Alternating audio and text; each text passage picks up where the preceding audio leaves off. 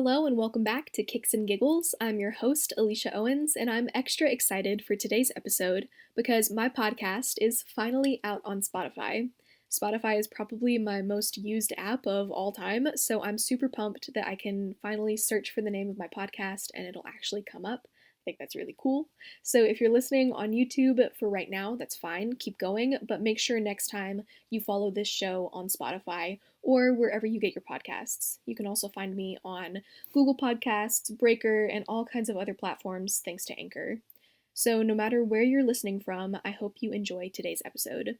It's one that I've been promising for a long time. I'm going to talk about all the coaching prospects for Atlanta United, and I think I have a solid list of plausible possibilities, and then another list of just very wishful thinking on my part. So I'll let you guys know who the team might be looking at and who the fans are really hoping for, but in the meantime, let's check on the team. After De Boer left, the coach of our second team, Stephen Glass, was called up to take charge in the interim, and even in the pictures that the team posts on Instagram, you can see a difference. PD is smiling at practice again. The team looks rejuvenated and happy to be there, and from the press conferences they've been having, everyone sounds altogether positive. Brad Guzan said there's more communication between players and staff, and Glass has them in the practice room watching videos to analyze how they can improve individually and as a team. Glass himself has even been doing some homework. He's watching videos of PD's best work at River Plate to see how he can bring that power back and make PD more like the player of the year that everybody knows him as. Glass has also said, quote, "The staff and I want to put the players in the best position possible to make them as successful as possible," end quote. I think all of the work we've seen so far is a testament to that. There's definitely new life in the team, and I'm excited to see how that'll play out against Nashville. Like Gallardo and Pochettino were thrown around, but other rumors have popped up, and some have just dropped completely off the board. It's been rumored that the front office is looking for someone from South America to head the team, so a lot of these names are from that area of the world, but other names are definitely being thrown in from all across the globe. So let's start with some of the more plausible options. I'm seeing a lot of people talk about Gabriel Hines, a former player and most recently a coach for a club in Argentina. He ticks a couple of boxes. He's an Argentinian coach with experience on the field as a player, and he prefers an aggressive style of attacking that I think our boys could take to very nicely. His name has been linked with other clubs though, some in the French top flight at his former team, and others in Spain, so I'm not too sure how Atlanta stacks up compared to them, but he seems like a fan favorite, and with no current club to call home, I think he's a viable option. Next on the really could be a maybe list is Gustavo Alfaro. I think he's my favorite of the reasonable options because he's another South American coach, and he came from Boca Juniors, which is my favorite club out of Argentina. And according to Roger Gonzalez from CBS, Alfaro has been watching the Five Stripes, and he's even been in touch with his good buddy, Tata Martino, who told him about his experience with Atlanta, and Alfaro said he's been blown away by what Tata had to say. I think he's even been practicing his English just for this opportunity, so it seems like he is seriously considering us, and I like that he's being talked about so much. It shows that the fans are already interested, and that mutual interest is what's making it so, I guess, exciting to have him as an option.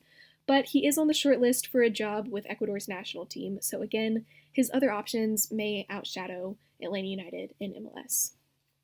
Now, the last of the plausible options is Ariel Holan, the former Independiente coach. He led them to their Copa Sudamericana win, and I believe he's currently working with a Chilean club, but there's rumors that he's been in touch with Atlanta, and they're really just speculation. I don't have much to report on this prospect, but I've seen a lot of people talking about him, and a lot of people seem excited about him, so I wanted to make sure he got mentioned. Now we're going to move on to the impossible options, and I don't think I would be, doing this episode specifically, as best as I could if I didn't mention the most absolutely impossible option out there. I think it's one that I would be excited about and other people would be excited about, but it's just not, it's just not going to happen. So I just have to say it, just, to put it out there in the world.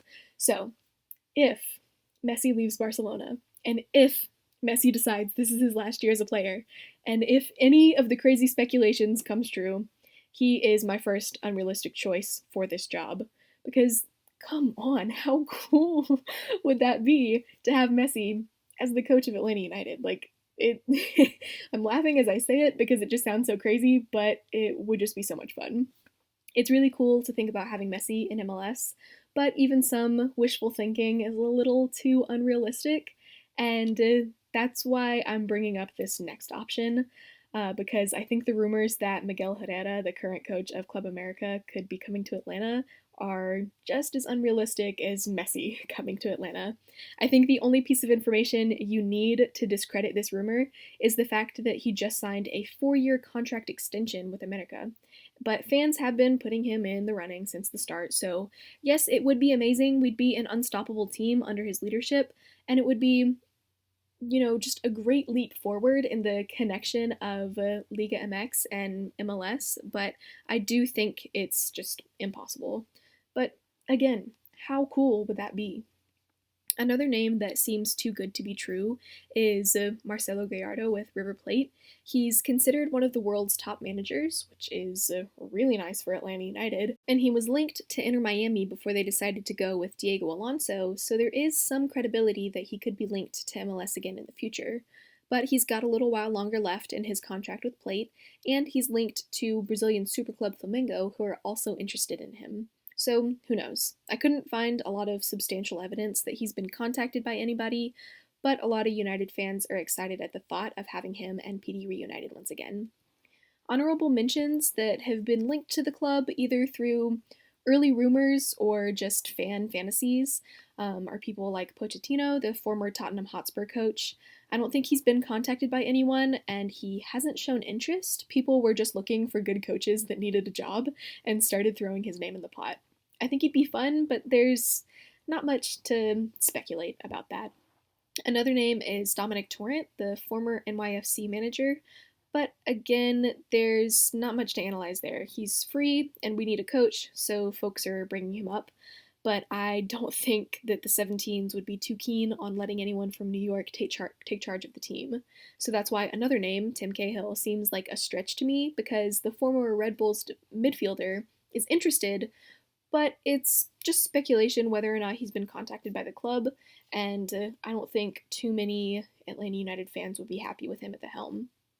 There's really no way for us to know for sure who the club is talking about and who might be on our short list, but if anyone I talked about today does become linked with the club permanently, I think it'd be, happy for me, it'd be happy for everybody. I don't want to keep harping on the De Boer era because it was not the best all around, but I'm happy to see the club moving on. There was a great quote in the AJC from Darren Eales where he said, "This is everyone's responsibility. Everyone is culpable to some degree. If you want to be a team that's aspiring for the top, you have to make those decisions. You'll never get everything right, and it falls on all of us to step it up. It's certainly not one person's fault." That's the end of the quote, and I think that it just shows how serious we are about being a great team. Everyone is in that mindset, players and staff, so I hope whoever comes in next can keep that energy up. Now, I gotta know, who do you want to see as the next coach of Atlanta United? Was it anyone that I mentioned today, or am I missing some of the obvious options? Let me know either in the comments of this video, or on Twitter, Instagram, Carrier Pigeon, whatever is easiest for you. Please let me know what you thought of today's episode and what you've been thinking about the podcast so far. I'm trying to grow it a little bit more and tweak it to make it a lot better, so I appreciate any feedback that you can give me.